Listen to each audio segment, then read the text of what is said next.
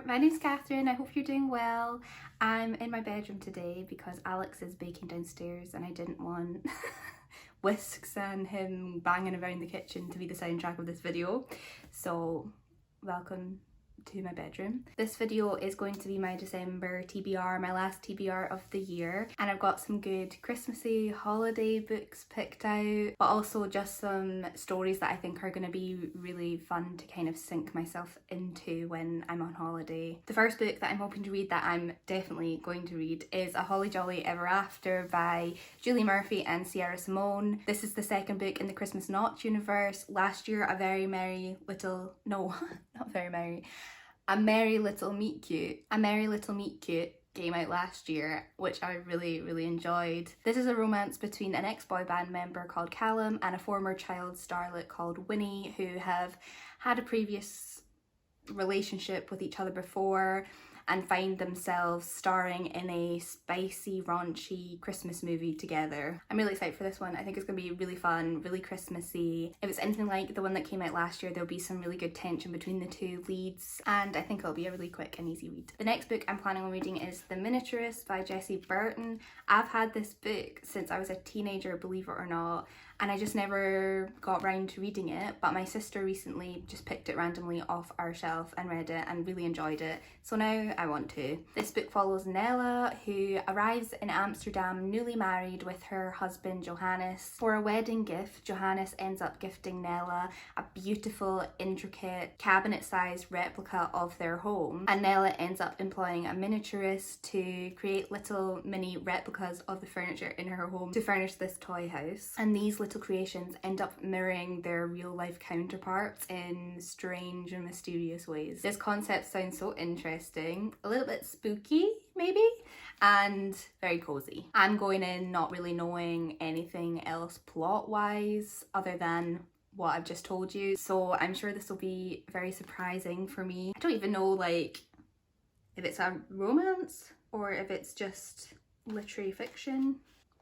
We'll find out. The next book I want to read in December is The Maidens by Michaelides. This is a dark academia thriller from the author of The Silent Patient, which I think I read this year. It was either this year or last year, and I'm pretty sure it was earlier this year, and I really enjoyed it. One of my friends has also read The Maidens and recommended it to me. This book follows Mariana, who is a group therapist, and she becomes obsessed with a group of women who call themselves the Maidens, who adore a Greek tragedy professor at Cambridge University called Edward Fosca. Mariana becomes convinced that Edward is murdering his students, and so she becomes obsessed with proving his guilt, no matter what the cost. I really have high hopes for this. I've been itching to read a thriller. I've not really read a thriller since August. I read The Silent Patient really quickly, so I'm hoping this kind of has the same pacing throughout it. And I also love dark academia. I really want to read more dark academia next year.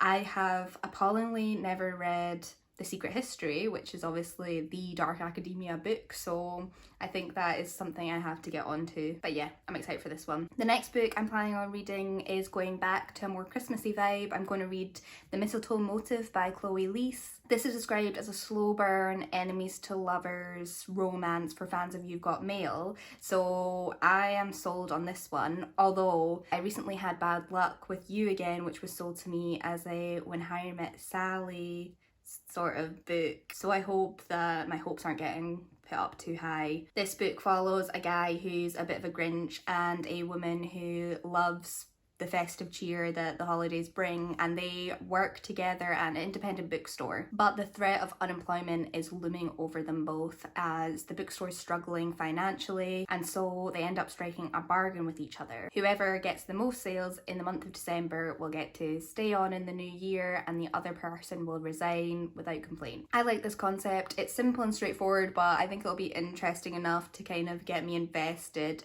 in this competition they've got going on, and it'll hopefully like create a bit of tension between them. I'm sure this will be another quick one. There's just something about these sorts of books that like get me addicted to them, and I just like go through them so quick, so I'm just hoping that I wasn't missold on this You've Got Mail quote that I read. The next book I'm going to read is another one I'm really excited for. I'm going to read Starling by Alex E. Harrow. This came out quite recently and it just keeps popping up everywhere I look, and I really like the cover and I really like the sound of it. This is a gothic fantasy that follows Opal, who is down on her luck. She is a sole carer for her younger brother Jasper, and she is determined to make enough money so that she can set him up for a better path in life. So when a job comes up at Starling House, a famous house which houses the heir of a reclusive and mysterious 19th century author, she jumps at the chance to earn some extra money. I've heard really good things about this book, and I've heard that it's written in a really interesting way. I can't remember, I think it was maybe Reagan who I was watching who was talking about how the narration in it's Opal's point of view, but interspersed throughout it has like footnotes as if someone else is commenting on her recounting of the story and kind of implying that maybe what she's saying isn't to be trusted, I think, or maybe just adding extra information, but it just sounds really good. One of my favourite books that I read last year, if not my favourite book that I read last year, was Babel by R.F. Kuang, and that had footnotes throughout too. Those footnotes were used in a more academic way than I think these ones are going to be, but again, I don't know, it just sounds really good. The next book I'm going to read is another thriller. I really want to read The Skeleton Key by Erin Kelly. I was like perusing the Waterstones website for inspiration of what I could read in December, and they have like best books of the year list, and this was popping up for me. This follows Nell, who has returned to her family home at the insistence of her family to celebrate the 50th anniversary of her father's book. This book he wrote was part picture book, part treasure hunt, with clues in it that would lead the reader to various parts of the country where 7 jewels were buried, all a piece of a skeleton. Each bone has been found except from the pelvis, and people became obsessed with finding this bone to the point that people were taking it way too far, to dangerous degrees that resulted in broken marriages and even death. Now, on the 50th anniversary, he has written and published a new book and a new treasure hunt, and has reunited his family as well as invited a documentary crew along to join the treasure hunt. It sounds really wild, and it's giving me Knives Out vibes, and I love that film. I think there'll be a lot of family drama dynamics, and the concept of this treasure hunt competition in combination with a thriller sounds like it'll be really exciting and a page turner for sure. The next book I'm going to read this month is Wreck the Halls by Tessa Bailey.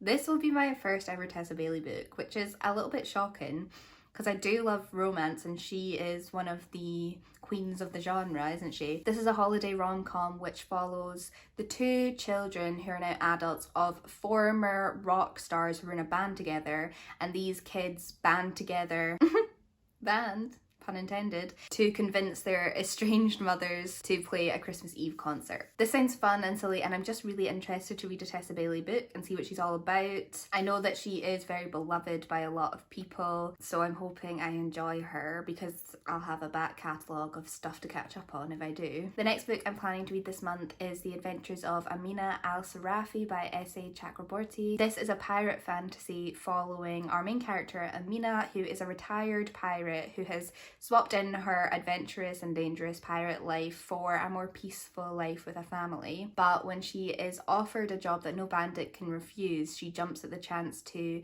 not only become a legend, but also to earn a fortune that will secure her family's future forever. I think this is going to be so much fun, such a page turner, and such a good story to lose myself in.